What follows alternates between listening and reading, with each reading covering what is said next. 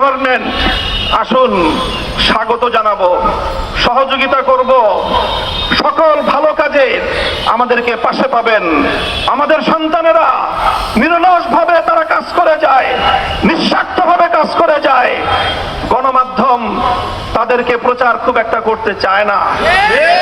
Allergy আছে, এই সকল অ্যালার্জিগুলোর উপশম করেন। স্কুল, কলেজ, ইউনিভার্সিটির আমার সন্তানেরা যেভাবে তারা আন্দোলন করে ফ্যাসিবাদের পতন ঘটিয়েছে, প্রতিটি ক্ষেত্রে আমার মাদ্রাসার সন্তানেরাও তোমাদের সাথে হাতে হাত রেখে বাংলাদেশের ছাত্র জনতার ঐক্যের একটি অভূতপূর্ব দৃষ্টান্ত স্থাপন করেছে।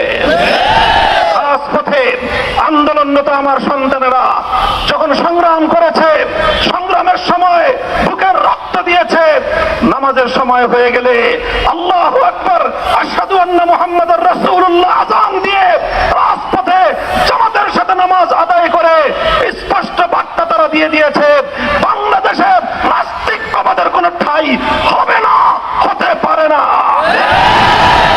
চলমান বৈষম্য বিরোধী এই আন্দোলনকে, এই সংগ্রামকে যদি কেউ নাস্তিকবাদ প্রতিষ্ঠার হাতিয়ার হিসেবে ব্যবহার করতে চায়, সে হাত আমরা ভেঙে গড়িয়ে দেব।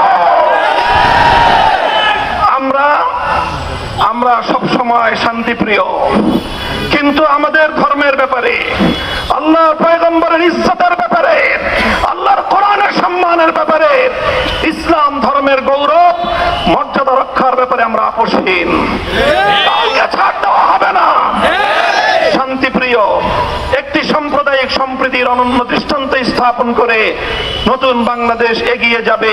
কাদিয়ানীদেরকে মুসলমান পরিচয় দিয়ে যদি এদেশের মানুষকে গেলাবার, এদেশে মুসলিম হিসেবে তাদেরকে প্রতিষ্ঠিত করবার কোন এজেন্ডা নিয়ে পশ্চিমা বিশ্বের কোন প্রতিনিধি যদি বাংলাদেশে কোন ঘৃণ্য নীল নকশা বাস্তবায়ন করার চেষ্টা করে, রক্তের মাধ্যমে সেই ষড়যন্ত্র আমরা প্রতিরোধ করবো ইনশাআল্লাহ।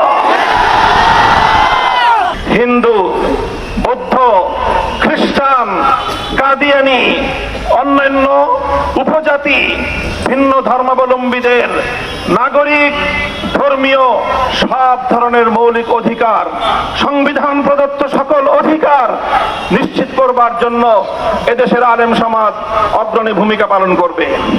হেফাজতে ইসলামের পক্ষ থেকে সারা দেশের আলেম সমাজ, ইমাম সমাজ, মসজিদের লক্ষ কোটি মুসল্লিয়ানে কেরাম এবং ধর্মপ্রাণ মুসলমান ভাইদের প্রতি আমি আবারও দৃষ্টি আকর্ষণ করে উদাত্ত আহ্বান জানাই, আপনারা আপনাদের চলমান ভূমিকা অব্যাহতভাবে পালন করে যাবেন।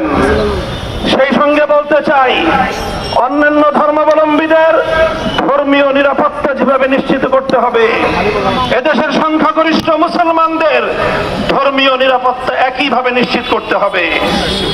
অন্যান্য সংখ্যালঘু ধর্মাবলম্বীরা যেমন তাদের ধর্ম পালনের নিরাপত্তা পাবে, সংখ্যাগরিষ্ঠ মুসলমানদের ধর্ম পালনের ক্ষেত্রে ছলচাতুরির আশ্রয় গ্রহণ করা হবে, সেটা এদেশের মানুষ বরদাস্ত করবে না। কাজেই আমি এক কথাই আজকে বলছি, কাদিয়ানীদের প্রসঙ্গ বিশেষভাবে বলছি, তাদেরকে উচ্ছেদ করা, তাদেরকে কোনোভাবে ঘায়েল করা, তাদের জানমালের নিরাপত্তা বিঘ্নিত করা, তাদের ব্যবসা বাণিজ্য প্রতিষ্ঠানে তাদের ব্যবসায়িক অধিকার ক্ষুণ্ণ করা, এটা কোনোদিন আলেম ওলামা, হেফাজতে ইসলাম, ধর্মপ্রাণ মুসলমানদের কাম্য নয়।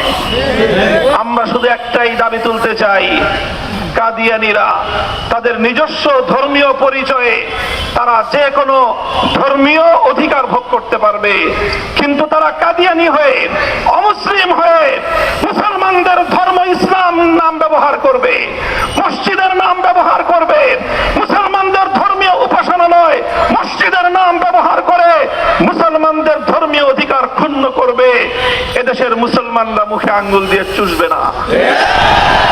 দলমত নির্বিশেষে সকল নিরপরাধ মানুষের সব ধরনের নিরাপত্তা বিধানে আমাদের নেতা কর্মী দেশবাসীকে আমি দায়িত্ব